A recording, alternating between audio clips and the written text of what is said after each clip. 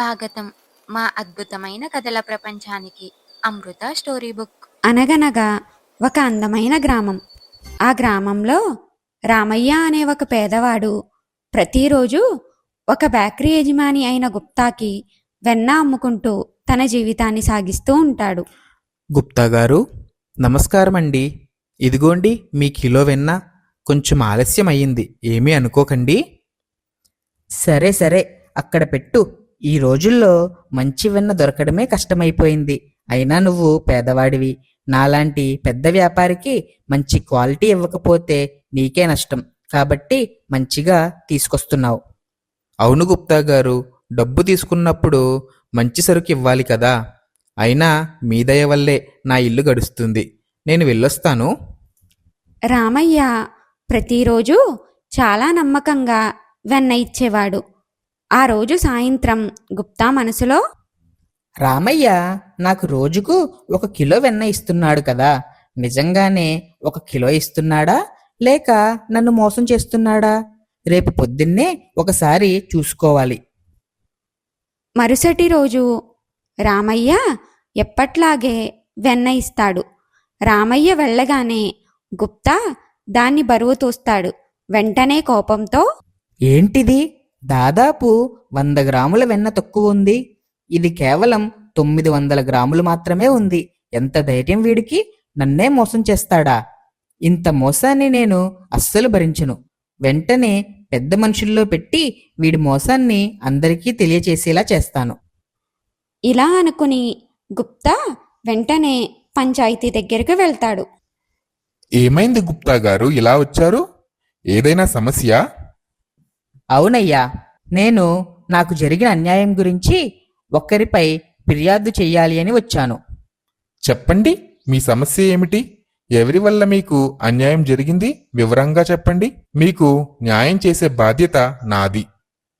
నేను నా బేకరీకి రామయ్య దగ్గర ప్రతిరోజు వెన్న తీసుకుంటూ ఉంటాను. ఇది అందరికీ తెలిసిందే. రామయ్య పేదవాడు, కష్టపడే మనిషి. కాబట్టి నేను ఇన్ని రోజులు ఎప్పుడూ దానిని తూకం వెయ్యలేదు. ఎందుకో అనుమానం వచ్చి తూకం పైన వేస్తే తెలిసింది అతడు ఎంత మోసగాడో. ప్రతిరోజు 100 గ్రాముల వెన్న తక్కువ ఇస్తున్నాడు. ఏంటి, మన రామయ్య అలా చేశాడా? కానీ అతను చాలా నిక్కచ్చిగల మనిషి కదా. అందరం అలా అనుకునే మోసపోతున్నాం. పెద్ద రామయ్యను వెంటనే పంచాయతీకి రప్పిస్తాడు. అతను వచ్చాక మొత్తం వివరిస్తాడు. రామయ్య, గుప్తా గారు నీపై వేస్తున్న ఆరోపణ విన్నావు కదా. దీనికి నీ సమాధానం ఏమిటి? నువ్వు నిజంగానే తక్కువ బరువు ఇస్తున్నావా? లేదయ్యా, నేను ఏ పాపం ఎరగను. నా జీవితంలో నేను ఎవరికీ 1 రూపాయి కూడా అన్యాయం చేయలేదు. సరే అయితే, నీ దగ్గర అన్నీ సరిగ్గానే ఉన్నాయా? త్రాసు, బరువు తీసుకునే రాళ్ళు అన్నీ సరిగ్గానే ఉన్నాయా? అయ్యా, నన్ను క్షమించండి. నేను చాలా పేదవాడిని. వెన్న అమ్మితే తప్ప ఇల్లు గడవని పరిస్థితి. నా దగ్గర తాసు ఉంది గాని బరువు రాళ్ళు కొనేంత డబ్బు నా దగ్గర లేదు. ఏమంటున్నావు? నీ దగ్గర బరువు రాళ్లే లేనప్పుడు నువ్వు ప్రతిరోజు గుప్తా గారికి 1 కిలో వెన్న ఎలా తూకం వేసిస్తున్నావు? ఇలా మోసం చేయడం నేరమని నీకు తెలియదా? లేదయ్యా, నేను మోసం చెయ్యలేదు. గుప్తా గారు నా దగ్గర వెన్న కొనడం మొదలు పెట్టడానికి ముందు నుంచే నేను ప్రతిరోజు పిల్లల కోసం ఈయన దుకాణం నుంచి 1 కిలో బ్రెడ్ తీసుకుని వెళ్తూ ఉన్నాను. అవును, నువ్వు తీసుకుని వెళ్తున్నావు, నేను ఒప్పుకుంటాను. కానీ దానికి దీనికి ఏమిటి సంబంధం చెప్పు? నా దగ్గర బరువు రాళ్ళు లేని కారణంగా మీరిచ్చిన ఆ కిలో బ్రెడ్ను తాసుకు ఒకవైపు పెట్టి దానికి సమానమైన బరువు వచ్చేలా మరోవైపు నా వెన్న పెట్టి తూకం వేసి మీకు ఇస్తున్నాను. నా వెన్న 900 గ్రాములే ఉంటే దానికి కారణం గుప్తా గారి బ్రెడ్ 900 గ్రాములు ఉండడమే. ఇప్పుడు ఏమంటారు గుప్తా గారు?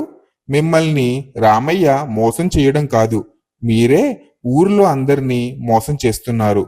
దీనికి శిక్షగా మీరు ప్రతిరోజు రామయ్యకు ఉచితంగా బ్రెడ్ ఇవ్వాలి. అంతేకాదు, అతనిపై నింద ఆరోపణ చేసినందుకు 10,000 రూపాయలు చెల్లించి వెంటనే మీ తూకాన్ని సరిచెయ్యండి. చూశారు కదా, మనం ఇతరులకు ఏమిస్తామో మనకి అదే తిరిగొస్తుంది. అది మంచైనా చెడైనా. జీవితంలో ఎవరినైనా మోసం చెయ్యాలని చూస్తే ఆ మోసమే ఏదో ఒక రోజు మనల్ని మనమే నాశనం చేసుకునేలా చేస్తుంది. మీకు ఈ కథ ఎలా అనిపించిందో కామెంట్లో చెప్పండి. ఇలాంటి మరిన్ని మంచి కథలు ప్రతి బుధవారం వస్తున్నాయి. మర్చిపోకండి. లైక్ అండ్ సబ్స్క్రైబ్ చేసి మీ ఫ్రెండ్స్ అండ్ ఫ్యామిలీతో షేర్ చేయండి. మళ్ళీ బుధవారం కలుద్దాం మరో అమృత కథతో. Thank you.